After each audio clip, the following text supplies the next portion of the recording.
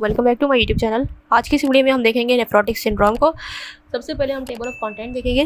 तो सबसे पहले हम देखेंगे introduction, symptoms, causes, risk factors, complications,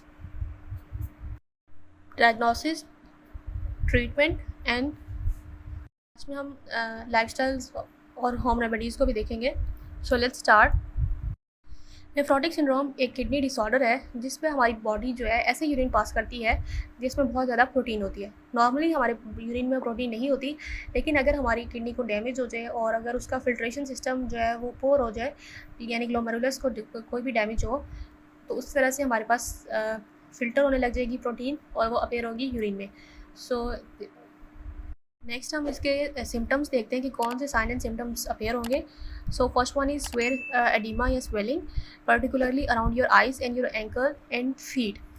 सो हमारे पास जो है फ्लूइड जो है वो डेवलप हो जाएगा इंटरस्टिशियल स्पेस में, एक्मुलेट होने लग जाएगा, जिसकी वजह से हमारे पास एडिमा की कंडीशन होगी।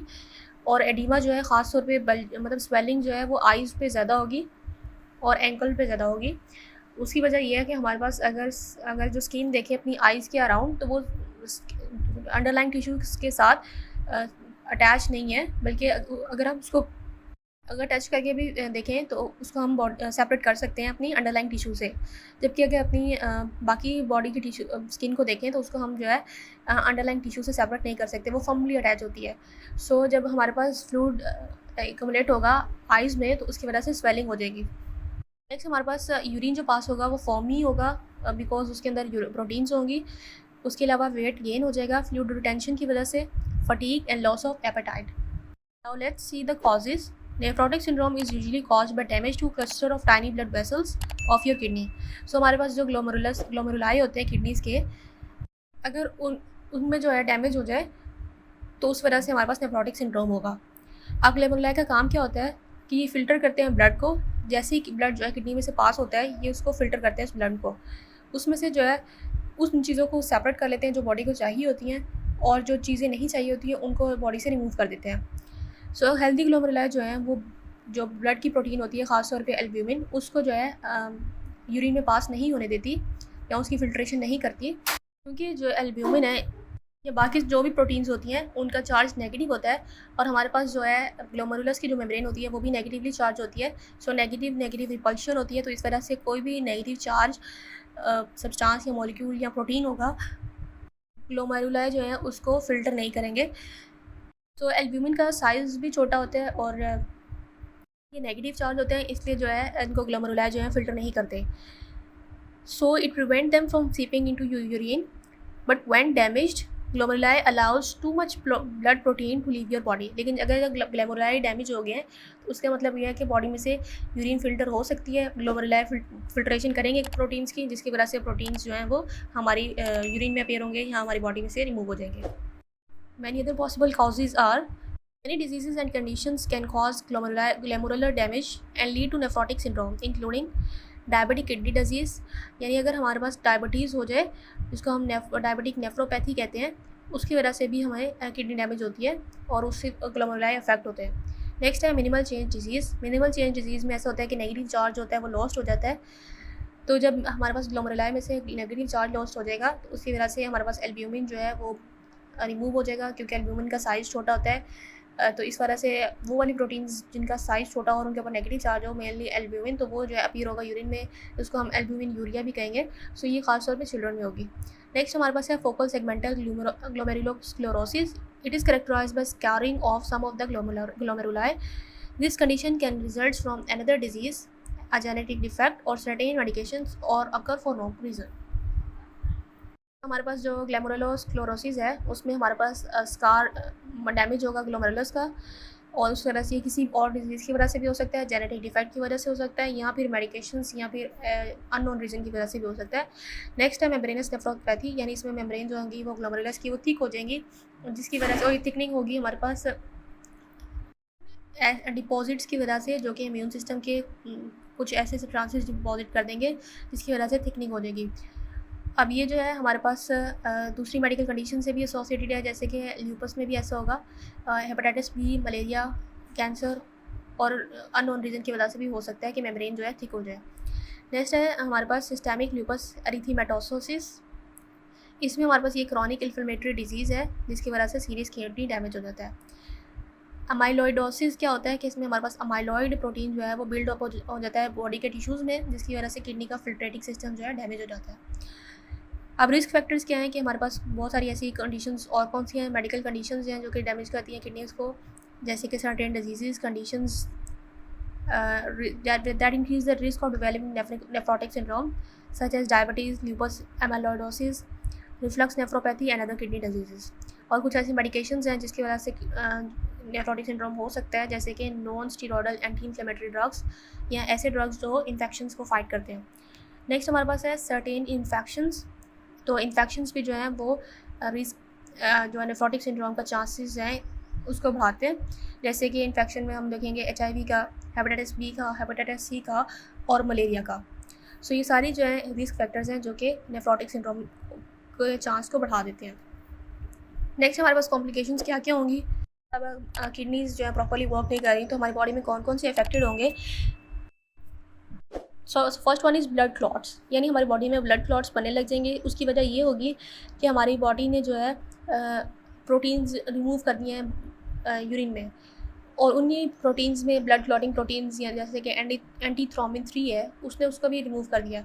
जब हमारी बॉडी से एंटीथ्रोम्बिन 3 रिमूव होगा तो हमारे पास बॉडी की या ब्लड के अंदर जो है ब्लड क्लॉटिंग फैक्टर की कमी हो जाएगी। सो जब ब्लड क्लॉटिंग फैक्टर्स नहीं रहेंगे तो हमारी ब्लड में या वेन्स में ब्लड क्लॉट्स बनने लग जाएंगे। नेक्स्ट हमारे पास है high blood cholesterol and elevated blood triglycerides. इसमें ये होगा कि हमारे पास जैसे ही बॉडी में प्रोटीन का लेवल कम होगा तो लीवर जो है ज़्यादा से ज़्यादा प्रोटीन बनाएगा। जब ज़्यादा लीवर अपनी प्रोटीन सिंथेसिस को इंक्रीज़ करेगा तो उसमें वो जो है एल्बुमिन के साथ साथ दूसरी लिपिड प्रोटीन्स भी बनाएगा। जैसे हमारे पास लो डेंसिटी लिपोप्रोटीन है, तो इस तरह जब उनकी सिंथेसिस भी ज़्यादा हो जाएगी तो हमारी प्लस बॉडी में हाइपर लिपिडीमिया की कंडीशन हो जाएगी, या फिर हाई ब्लड कोलेस्ट्रॉल या ब्लड में ट्राइग्लिसराइड्स का लेवल इंक्रीज़ हो जाएगा। नेक्स्ट है पुअर न्यूट्रिशन, कि जब हमारे पास बहुत ज़्यादा प्रोटीन बॉडी में से रिमूव हो जाएंगी तो इसकी वजह से मैल न्यूट्रिशन हो जाएगी, जिसकी वजह से वेट लॉस होगा और जिसको मास्क कर देगा एनीमा। इसके अलावा एनीमिया भी हो जाएगा, विटामिन D का लेवल भी बॉडी में लो हो जाएगा। नेक्स्ट हमारे पास ब्लड प्रेशर भी हाई हो जाएगा, क्योंकि जब हमारे पास फ्लूइड बिल्डअप हो जाएगा, एक्सेस फ्लूइड बॉडी में बिल्डअप होगा तो उसकी वजह से ब्लड प्रेशर भी रेज हो जाएगा। नेक्स्ट है acute kidney injury. Kidney lose their ability to filter blood due to damage to glomeruli, waste products can build up quickly in your body. यानी अगर हमारे पास किडनी प्रॉपर्ली वर्क नहीं करी तो किडनी का एक और काम होता है कि वेस्ट प्रोडक्ट्स को बॉडी से रिमूव करती है, जैसे कि यूरिया हो गया, हो गया। तो जब हमारे पास किडनी प्रॉपर्ली वर्क नहीं करेगी तो वेस्ट प्रोडक्ट जो है बॉडी में इंक्रीज़ हो जाएंगे।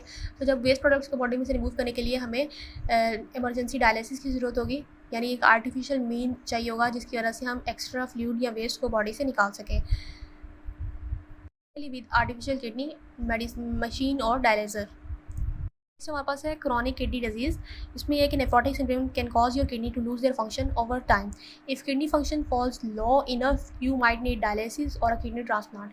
कि अगर हमारे पास नेफ्रोटिक सिंड्रोम ने किडनी को इतना डैमेज कर दिया कि वो फंक्शन प्रॉपर्ली कर ही नहीं सकती, तो फिर या तो हमें डायलिसिस करवाना पड़ेगा और या हमें किडनी को ट्रांसप्लांट कराना पड़ेगा। इसके अलावा इन्फेक्शंस भी होंगे, जिनको नेफ्रोटिक सिंड्रोम होता है उनके अंदर जो इन्फेक्शन के चांसेस भी होते हैं वो भी इंक्रीज़ हो जाते हैं। अब हमने लैब इन्वेस्टिगेशंस कौन सी करवानी है, डायग्नोज कैसे करेंगे। सो सबसे पहले यूरिन टेस्ट करवाएंगे। सो उसके अंदर जो है हमारे पास large amount of proteins appear होंगे। Might be asked to collect samples over 24 hours. Next हम ब्लड टेस्ट करेंगे। सो ब्लड टेस्ट में भी जो है वो बॉडी के अंदर जो लो लेवल होएगा प्रोटीन का या ब्लड के अंदर, enough for decreased level of protein overall.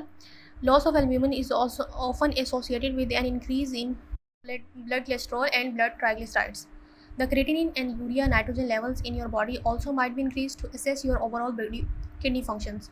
हमें पता है कि किडनी के फंक्शन को असेस करने के लिए हम जो है क्रेटिनिन जो है वो लेते हैं टेस्ट। तो जब क्रेटिनिन टेस्ट करेंगे तो उसका जो ब्लड में जो है क्रेटिनिन लेवल इंक्रीज़ हुआ होगा, जिसकी वजह से हम डायग्नोज कर सकते हैं कि ये। नेक्स्ट किडनी बायोप्सी है। Kidney biopsy, your doctor might recommend removing a small sample of kidney tissues for testing.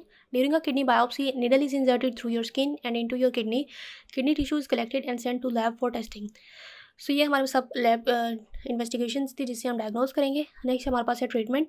The treatment for nephrotic syndrome involves treating any medical conditions that might be causing your nephrotic syndrome. Your doctor might also recommend medications and change in your diet to control your signs and symptoms and or treat complications of nephrotic syndrome.